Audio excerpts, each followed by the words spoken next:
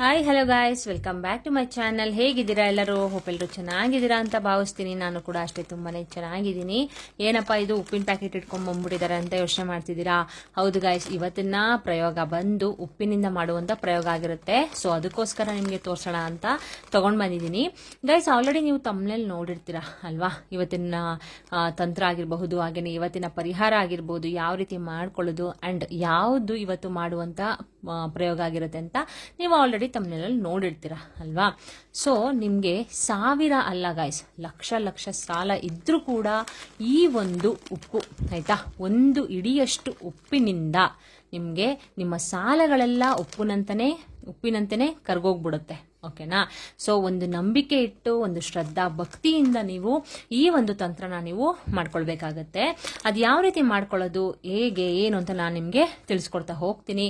ಅದಕ್ಕಿಂತ ಮುಂಚೆ ನಾನು ಪ್ರತಿ ವಿಡಿಯೋದಲ್ಲಿ ಹೇಳೋ ತರ ನಿಮ್ಮ ಒಂದು ಲೈಕ್ ಅನ್ನೋದು ಇನ್ನೊಬ್ರು ಕಷ್ಟಕ್ಕೆ ಹೆಲ್ಪ್ ಆಗುತ್ತೆ ಅಂತಂದ್ರೆ ಲೈಕ್ ಕೊಡೋದ್ರಲ್ಲಿ ಏನು ತಪ್ಪಿಲ್ಲ ಅಲ್ವಾ? ಚಿಕ್ಕದಾಗಿ ಹೇಳೋದಾದ್ರೆ ಗಾಯ್ಸ್, ನಿಮ್ಮ ಒಂದು ಲೈಕ್ ಇಂದ ಆದಷ್ಟು ವಿಡಿಯೋ ಲೀಕ್ ಆಗುತ್ತೆ. ತುಂಬಾ ಜನ ಕಷ್ಟನ ಅನುಭವಿಸ್ತಾ ಇರ್ತಾರೆ ಅಲ್ವಾ? ಅವ್ರಿಗೂ ಕೂಡ ಈ ವಿಡಿಯೋ ಲೀಕ್ ಆಗಿ ಅವ್ರಿಗೂ ಕೂಡ ತಲುಪಿ ಈ ವಿಡಿಯೋ ನೋಡ್ಕೊಂಡು ಅವರು ಕೂಡ ಈ ಒಂದು ಪ್ರಯೋಗನ ಮಾಡ್ಕೊಳ್ಳೋದ್ರಿಂದ ಅವರು ಅವರ ಸಮಸ್ಯೆಗಳನ್ನ ಕಳ್ಕೊಳ್ಬಹುದು. ಓಕೆನಾ?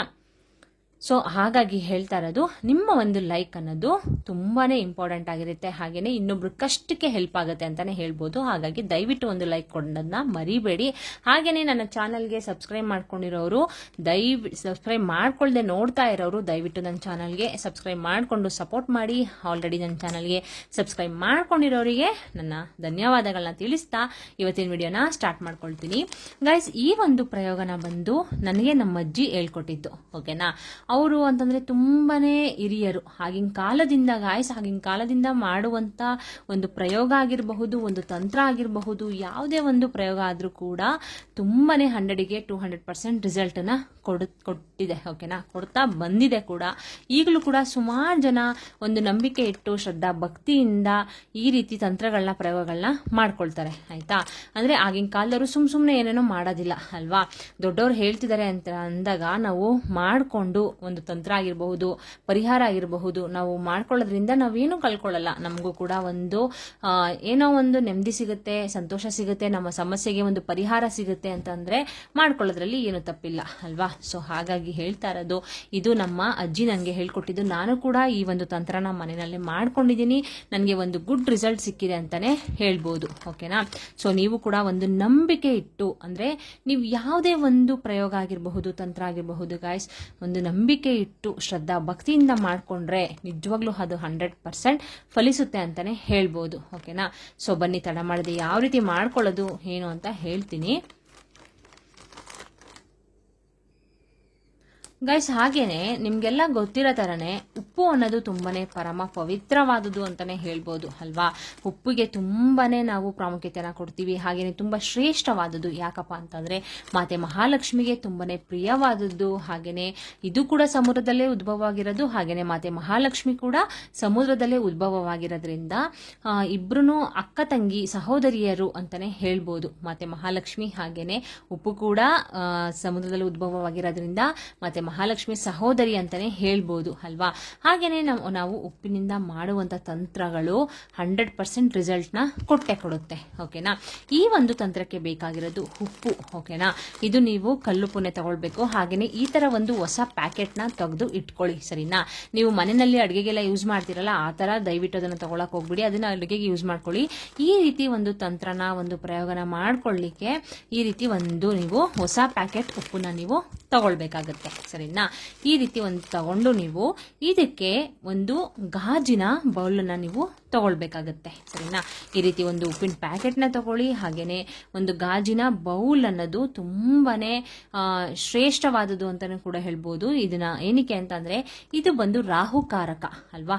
ಗಾಜಿಂದ ನಾವು ಯಾವುದೇ ಒಂದು ತಂತ್ರಗಳನ್ನ, ಪ್ರಯೋಗಗಳನ್ನ ಮಾಡ್ಕೊಳ್ಳೋದ್ರಿಂದ ತುಂಬಾನೇ ಒಳ್ಳೇದಾಗುತ್ತೆ. ರಾಹುಕಾರಕ ಆಗಿರೋದ್ರಿಂದ ತುಂಬಾನೇ ಒಳ್ಳೇದಾಗುತ್ತೆ.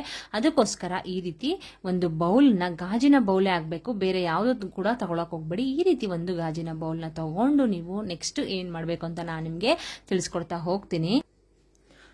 ನೋಡಿ ಗೈಸ್, ಈ ರೀತಿ ನಾನು ಒಂದು ಪ್ಲೇಟಿಗೆ ಆ ಉಪ್ಪನ್ನ ಅಂದ್ರೆ ಪ್ಯಾಕೆಟ್ ನ ಓಪನ್ ಮಾಡಿಬಿಟ್ಟು ಉಪ್ಪನ್ನ ನಾನು ಈ ರೀತಿ ಒಂದು ಪ್ಲೇಟಿಗೆ ಹಾಕೊಂಡಿದ್ದೀನಿ. ಯಾಕೆ ಈ ತರ ಹಾಕೊಂಡಿದ್ದೀನಿ ಅಂತ ನಾನು ನಿಮ್ಗೆ ಹೇಳ್ತೀನಿ. ಹಾಗೇನೆ ಈ ಒಂದು ತಂತ್ರನ ಮಾಡೋದ್ರಿಂದ ನಿಮ್ಗೆ ಏನೆಲ್ಲ ಯೂಸಸ್ ಅಂತ ಮೊದಲು ನಿಮ್ಗೆ ತಿಳಿಸ್ಕೊಟ್ಬಿಡ್ತೀನಿ. ಈ ಒಂದು ತಂತ್ರನ ಮಾಡೋದ್ರಿಂದ ಗೈಸ್ ನಿಮ್ಗೆ ತುಂಬಾನೇ ಸಾಲ ಮಾಡ್ಕೊಂಡಿದ್ರೆ ಆದಷ್ಟು ಬೇಗ ನಿಮ್ಗೆ ಕ್ಲಿಯರ್ ಆಗುತ್ತೆ. ಈ ಒಂದು ತಂತ್ರ ಬಂದು 3 ವಾರ ಮಾಡುವಂತ ತಂತ್ರ ಪ್ರಯೋಗ ಆಗಿರುತ್ತೆ. ಓಕೆನಾ? ಈ 3 ವಾರದಲ್ಲಿ ನಿಮ್ಗೆ 1 ವಾರದಲ್ಲಿ ನಿಮ್ಗೆ ಒಂದು ಗುಡ್ ರಿಸಲ್ಟ್ ನ ಕೊಡುತ್ತೆ ಅಂತಾನೆ ಹೇಳ್ಬೋದು. ಖಂಡಿತವಾಗ್ಲೂ ಒಂದು ಗುಡ್ ರಿಸಲ್ಟ್ ನ ಕೊಡುತ್ತೆ ಇದು, ಸರಿನಾ? ಸೊ ಹಾಗಾಗಿ ಇದನ್ನ ನೀವು 3 ವಾರ ಖಂಡಿತವಾಗ್ಲೂ ನೀವು ಮಾಡಲೇಬೇಕಾಗತ್ತೆ. ಹಾಗೇನೆ ನಿಮ್ಗೆ ಲಕ್ಷ ಸಾಲ ಇರಬಹುದು, ಇಲ್ಲ ಅಂತಂದ್ರೆ ಸುಮ್ಮನೆ ಹಣದ ಸಮಸ್ಯೆ ಇರಬಹುದು, ಮನೆಯಲ್ಲಿ ಯಾವುದೇ ರೀತಿ ಒಂದು ಹಣದ ಸಮಸ್ಯೆ ಆಗಿರಬಹುದು, ಇಲ್ಲ ಅಂತ ಅಂದ್ರೆ ಸಾಲಗಳನ್ನ ಮಾಡ್ಕೊಂಡಿರ್ತೀರಾ, ತೀರ್ಸಕ್ ಆಗ್ತಾ ಇರೋದಿಲ್ಲ, ಈ ರೀತಿ ಸಮಸ್ಯೆಗಳು ಕೂಡ ಇರುತ್ತೆ ಅಲ್ವಾ? ಸೊ ಅದಕ್ಕೇನೆ ಈ ಒಂದು ತಂತ್ರ ಅನ್ನೋದು ತುಂಬಾನೇ ಹೆಲ್ಪ್ ಮಾಡುತ್ತೆ. ಸೊ ಯಾವ ರೀತಿ ಮಾಡ್ಕೊಳ್ಳೋದು ಅಂತ ನಾನು ನಿಮ್ಗೆ ಇವಾಗ ತಿಳಿಸ್ಕೊಡ್ತಾ ಹೋಗ್ತೀನಿ. ವಿಡಿಯೋನ ಎಲ್ಲೂ ಸ್ಕಿಪ್ ಮಾಡಬೇಡಿ, ಎಂಡಿಂಗ್ ವರ್ಗು ನೋಡಿ. ಓಕೆನಾ? ನೆಕ್ಸ್ಟ್ ಏನ್ ಮಾಡ್ಬೇಕು ಅಂತಂದ್ರೆ ಗೈಸ್, ನೀವು ಇದನ್ನ ಮಂಗಳವಾರ ಇಲ್ಲ ಅಂತಂದ್ರೆ ಶುಕ್ರವಾರ ಈ 2 ದಿನದಲ್ಲಿ ನೀವು ಮಾಡ್ಕೊಳ್ಬೇಕಾಗತ್ತೆ. ಈ ಒಂದು ತಂತ್ರನ ನಿಮ್ ಚಾಯ್ಸ್ ಅದು. ಮಂಗಳವಾರನಾದ್ರೂ ಮಾಡ್ಕೊಳ್ಳಿ, ಇಲ್ಲ ಅಂದ್ರೆ ಶುಕ್ರವಾರನಾದ್ರೂ ಮಾಡ್ಕೊಳ್ಳಿ. ಶುಕ್ರವಾರ ಮಾಡ್ಕೊಂಡ್ರೆ ತುಂಬಾನೇ ಒಳ್ಳೇದು. ಮಂಗಳವಾರ ಕೂಡ ಒಳ್ಳೇದೇ, ಆದ್ರೆ ಶುಕ್ರವಾರ ಅನ್ನೋದು ತುಂಬಾನೇ ಒಳ್ಳೆ ವಾರ. ಸೊ ಅದಕ್ಕೋಸ್ಕರ ಶುಕ್ರವಾರನೇ ನೀವು ಮಾಡ್ಕೊಂಡ್ರೆ ತುಂಬಾನೇ ಒಳ್ಳೇದು. ಈ ರೀತಿ ಒಂದು ಗಾಜಿನ ಬೌಲ್ನ ನೀವು ಫಸ್ಟ್ ತಗೊಳ್ಬೇಕಾಗತ್ತೆ, ಸರಿನಾ? ಈ ರೀತಿ ಒಂದು ಗಾಜಿನ ಬೌಲ್ನ ತಗೊಂಡು ನೀವು ಇದಕ್ಕೆ 1 ಹಿಡಿ ಉಪ್ಪನ್ನ ನೀವು ತಗೊಳ್ಬೇಕಾಗತ್ತೆ, ಸರಿನಾ? ಈ ರೀತಿ 1 ಹಿಡಿ ಉಪ್ಪನ್ನ ತಗೊಳ್ಳೋದ್ರಿಂದ ಗೈಸ್ ನೀವು ನಿಮ್ಗೆ ಯಾವುದೇ ಒಂದು ಅಂತಂದ್ರೆ ಸಾಲದ ಸಮಸ್ಯೆ ಏನಾದ್ರೂ ಇದ್ರೆ, ಸಾಲದ ಸುಳಿಯಲ್ಲಿ ನೀವು ಸಿಗಾಕೊಂಡ್ರೆ ಈ 1 ಹಿಡಿ ಉಪ್ಪಿನಿಂದ ನಿಮ್ಮ ಸಾಲದ ಸಮಸ್ಯೆ ಎಲ್ಲ ಕೂಡ ನಿವಾರಣೆ ಆಗುತ್ತೆ, ಸರಿನಾ? ಖಂಡಿತವಾಗ್ಲೂ ನಂಬಿ, ಇದು ನಿಜವಾಗ್ಲೂ ತುಂಬಾನೇ ಪವರ್ಫುಲ್ ಆಗಿ ವರ್ಕ್ ಮಾಡುತ್ತೆ ಅಂತಾನೆ ಹೇಳ್ಬೋದು. 1 ಹಿಡಿ ಉಪ್ಪನ್ನ ನೀವು ತಗೊಂಡು, ಅಂದ್ರೆ ನೀವು ಇದೇ ಟೈಮಲ್ಲಿ ಮಾಡ್ಬೇಕಾ ಅದೇ ಟೈಮಲ್ಲಿ ಮಾಡ್ಬೇಕಾ ಅಂತ ಏನಿಲ್ಲ, ಯಾವ ಟೈಮಲ್ಲಿ ಕೂಡ ನೀವು ಬೇಕಾದ್ರೆ ಮಾಡ್ಬೋದು. ಆದ್ರೆ ವಾರಗಳಲ್ಲಿ ಮಂಗಳವಾರ ಇಲ್ಲ ಅಂತಂದ್ರೆ ಶುಕ್ರವಾರ ನೀವು ಮಾಡ್ಕೊಳ್ಬೇಕಾಗತ್ತೆ, ಸರಿನಾ? ಈ 1 ಹಿಡಿ ಉಪ್ಪನ್ನ ತಗೊಂಡು ನೀವು ಬೌಲ್ ಒಳಗಡೆ ಹಾಕೊಳ್ಬೇಕು, ಸರಿನಾ? ನೋಡಿ, ನಾನು ಇವಾಗ ಈ ರೀತಿ ಬೌಲ್ ಒಳಗಡೆ ಹಾಕೊಂಡೆ. ಇದನ್ನ ನೀವೇನ್ ಮಾಡಬೇಕು ಅಂತ ಅಂದ್ರೆ ಮನೆಯಲ್ಲಿ ಯಾವ್ದಾದ್ರೂ ಒಂದು ಮೂಲೆನಲ್ಲಿ ಇದನ್ನ ನೀವು ಇಟ್ಟು ಬಿಡಬೇಕು. ಓಕೆನಾ?